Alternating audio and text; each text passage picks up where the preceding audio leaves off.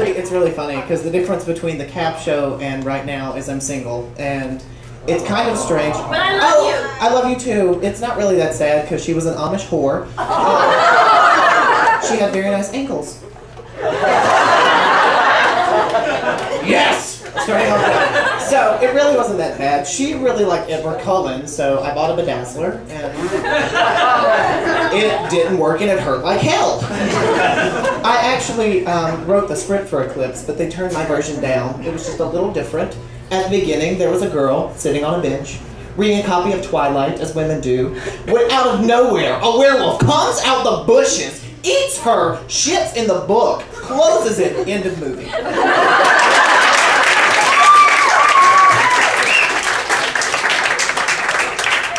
If you didn't like that joke, you have to at least admit it had a bigger vocabulary than Stephanie Meyer. So, since we're talking about great literature, how many of y'all did go see To Kill a Mockingbird?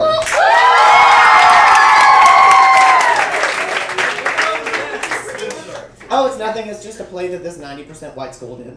So, I actually wanted to audition for the show, but I wanted the role of Harper Lee. But sadly, they told me I couldn't do that part. So if you would like, I would like to give you my monologue. And it is entitled Recluse. Hello, children. My name is Harper Lee. And I wrote a little book called To Kill a Mockingbird. And people ask me how'd I come up with this title of this book since there's no birds in the fucking thing. What I did is I was at my little typewriter just to typing my brittle hands. All of a sudden there was a bird in the window. And I was like, shh. Shut the hell up! So it just kept the boop, boop, boop, boop, boop, and so I shot it. But I missed and accidentally hit my husband, but that's a different story. So afterwards, the publishers, it was a little boy named Scout, and they said it would be more effective if it was a little girl, so I just changed her to a small lesbian-like name. But let's face it, sometimes you just gotta lift it up when you're in a courtroom filled with segregation. So, some people ask me, why did I choose to write from the perspective of a child? And I'm just gonna be honest, it was easier. I could use smaller words. I didn't have to explain a lot because the little girl didn't know a lot. Also, people emailing me at harperlee@gmail.com. That's not my email. Whoever has it, please cancel it. So, basically, all these people keep asking me, what does the dog represent in the book? And I want to go, I wrote the damn thing, why don't you just read it? But sometimes when you write a book, a dog is just a fucking dog. And your English teacher just wants you to bullshit 3 pages.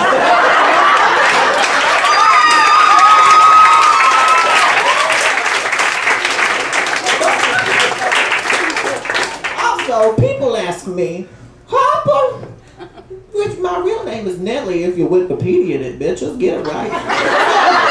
Harper, which character are you? Are you Scout or are you Scout? Is that a younger you? And I said, do I look like a little Aryan race girl? If I was to be anybody in that story, I would be the Radley tree. Let's face it, I'm old and I'm withered, and if someone wanted to put something inside of me for some kids, I would be just fine.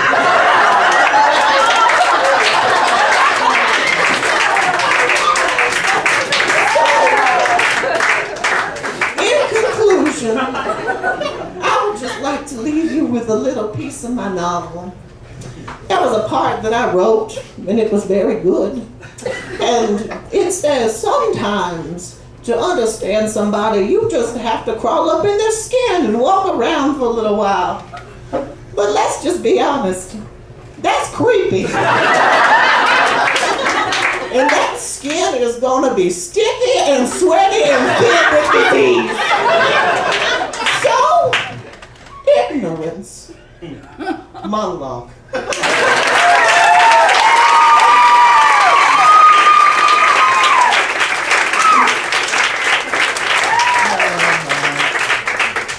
When I'm not making fun of old women that are still alive, I like to watch reality TV. I kind of like it. I just like two different genres of reality TV. I like the contest shows, like big competitions with a bunch of white people fighting over each other, and we already know that who's gonna win. And then like the medical mysteries that are supposed to be sad, but you just can't help but laugh at it. Because a really fat girl that just turned mysteriously blind at a donut shop is hysterical. So, what I want to do is I wish we could just blend these two genres together. If we could just take the competition and the shit you're not supposed to laugh at and put it together. Like, America's Got Talent and I Didn't Know I Was Pregnant. If we could just mix those shows together. And then on Thursday night, there's this beautifully lit stage and this tiny little crippled boy sitting there. And then all of a sudden the host comes up and goes, "Tonight, welcome to a riveting episode of So You Think You Can Walk."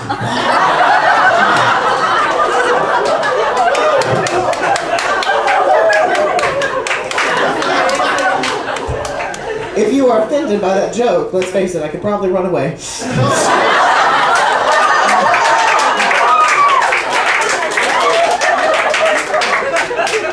No. People ask me, who inspired Harper Lee? And it goes back to my grandmother. Because as a child, she used to look at me and say, "Steve, don't make faces or they'll get stuck that way." And then she had a stroke. The left side of her face laughed at that joke.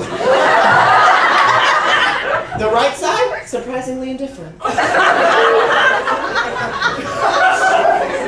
I love my grandma. I really want to be, she's 81 years old and she has dementia. And I'm going to be honest, I hope I get dementia when I'm older because you can do shit with dementia that people will just forgive, but if you do it otherwise, you kind of like go to jail. So, we're in the hospital one time and we left to go get her lunch. While we were gone, the nurse came in just to check on her. My grandma had a catheter in her, hiked up her leg, grabbed this little intern, tried to strangle her with her catheter. And I come back and there's this girl walking down the hall covered in pee-pee, and I don't know who she is. And I sat there and I'm like, "Oh my God, did my grandma do that to you?" And she was like, "Yeah, she did."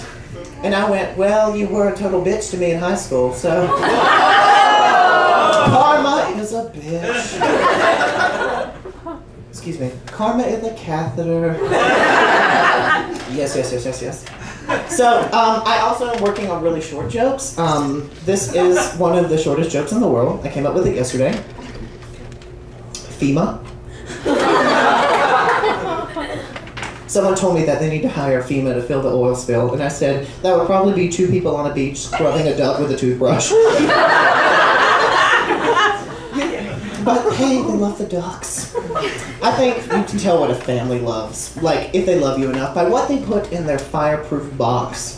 My dad, I'm just gonna be honest, when our trailer caught on fire, my birth certificate and my baby pictures, they were in this lovely, nice little sock drawer. But when we did open the fireproof box, what did we find?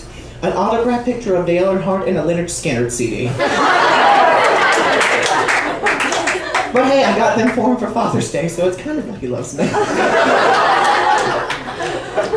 I don't know, some people think fireproof boxes are useless because you only need them once. I don't. What do I think is useless? Febreze. Let's call it what it is. Febreze. For people too lazy to actually clean their house. Febreze. Got skeet in your sheet? That's okay, Febreze it. It's still there. But it smells like